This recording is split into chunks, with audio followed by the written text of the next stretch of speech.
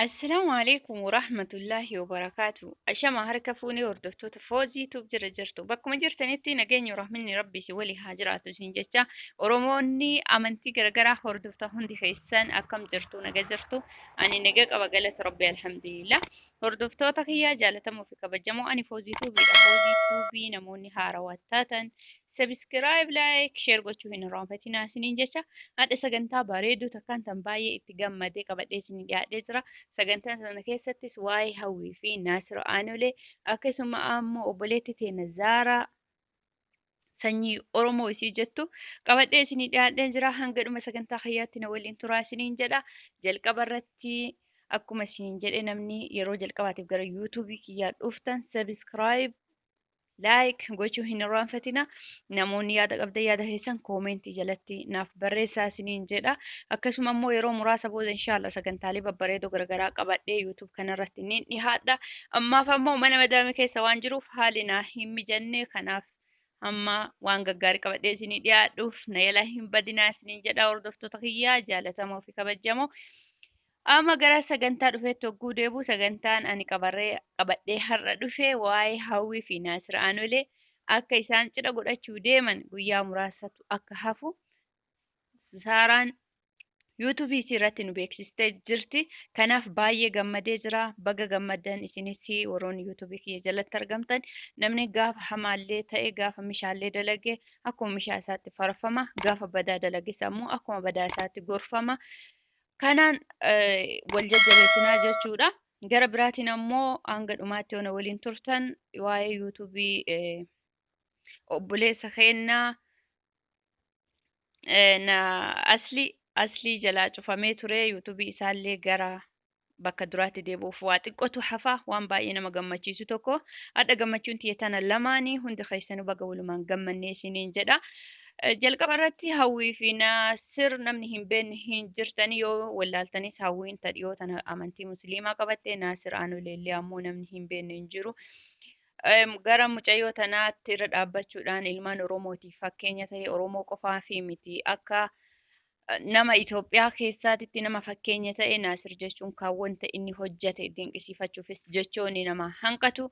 Kani fakkeenya barnoota nama guddaa ta'e nama baay'eedhaaf ta'e jechuudha. Kanaaf isaan lamaan gammachuu isaanii akkuma gaafa duraanii dhageenye hookaa jaalallee waliin turanii wantoonni garaagaraas Hawwii irratti deemaa ture. Hatta nus Hawwiitti aaraa turree jirra. Akkuma beekamu ammoo Hawwii ittisaarree dhiifneefis ittis gammannee jirra. Hawwiin ammoo akkuma namni kamuu beektan nama amantii biraa hordofaa ture. Intala qabsooftuu fi sabboontu turte. Osoma qabsaa jirtu obboleessa keenya Naasirii akka wal jaalattee turte hunda keenyatu beeka. Garuu wal jaalala isaanii keessatti haa ta'u achi duras haa ta'u achi as gara amantii musliimaa dhufuudhaan hadha nama suuraa quraanaa rabbii qara'uudhaan Faatiyaa yeroo ammaa nama suuraa Faatiyaa qara'ee hamma takka bareeda jirti. Sagaleesis namni hunduu dhageenye turre. Amma ammoo cidha isaanii yookaan gaa'ela isaanii guyyaa 14 booda akka ta'u biyya Dubaay keessatti obboleettiin teenya Zaaraan nu beeksiftee jirti. Akkuma isiniin jedhu obboleeyyan kiyyaa guyyaa cidha isaanii guyyaa 14 akka hafu Zaaraan nu himtee jirti. Kanaaf ijoollee kana bira deemtanii warri biyya Dubaay jirtan akka jajjabeessitan isiniin jedha. Naasiruunis Hawwiinis ijoollee fakkeenya gaarii namaa ta'uu danda'u akkasuma immoo hayyoota isaan lachuu jechuudha. Kanaaf bakka isaan jiranitti hidhattanii guyyaa cidha isaanii adda baasanii akka maxxansuu barbaadan Zaaraan dubbattee jirti. Akka gammachiiftanii waliinis gammaddan isiniin jedha. Naasir Aanolee nama fakkeenya guddaa ilmaan Oromoo addunyaa kanarra jiran nama afaan isaa beeku hundaaf nama fakkeenya guddaa ta'e dhiira yeroo ammaa tanii waan namni hin qabneenuu nama gantu. Tawaan namni hin qabneenuu nama dheessitu, tawaan namni hin qabne nama irra keettu fakkeenya isaanii nama ta'ee jechuudha. Nama jabaa nama hayyuu Oromoon qabdu yoo jenne itti xiqqaata. Jechi isaan jennu wanti isaan ibsan hin jiru jechuudha. Kanaaf ilma keenya kana jabaa keenya kana bira dhaabbattanii akka jabeessitan kabajaadhaan anis gama kiyyaan isin gaafadha. Anis biyya Saawud Arabiyaa jira. Gammachuun kiyyaasumatti akka gammade ibsachuun barbaada. Hordoftoonni kiyyas gammachuu isaa kana dhagahanii akka gammadaniif barbaada. Guyyaa kana akka isaaniin gahu ammas hawwiidhaan eenna inshallah. kan isaan hawwanii ol rabbiin isaaniif haa godhu jedha. Hawwiinis nama hanga gara diinii islaamaatti deebite karaa diinii irratti deebite nama tattaaffii guddaa godhaa jiru akka taate isinis yeroo isiin suuratul faatihaa qaraatu argitanii jirtanii. Karaa isaanii irraa immoo namoonni hedduu gara amantii musliimaa kana dhufaa jira. Wanti hunduyyuu baadawaan hamaa namarratti wanni ta'e irraa keeritu dhufaa keerii sana immoo wanti caalu hin jiru. Adda isaan lachuu gara bultii karaa rabbiin jaalatu irratti ijaarachuuf deemanii bultii isaaniitiin rabbiin akka isaan gahu du'aa'ii hundi keessanuu godhaa fi ani gara kiyyaan baay'ee gammadee jira. Naasir Kennaa urjii ilma Oromoo baga ilma Oromoo taate hedduu sitti gammannee jirra. Jabaa fi abbatu jabeeffata. Ammallee kana caalaa jabaattee fakkeenya ilma namaa ta'u qofa osoo hin ta'in kanaa olillee akka fakkeenya namaa taatu abdiin hin qabna. Nama barnoota guddaa ilmaan Oromoo kan rakkoo qaban kan dogongora qaban gorsaa dhiiras dubartis nama sirreessaa jirtuudha. Ammallee kanaa ol rabbiin beekumsa si haa dabalu umrillee rabbi si haa dheeressu hin jenna.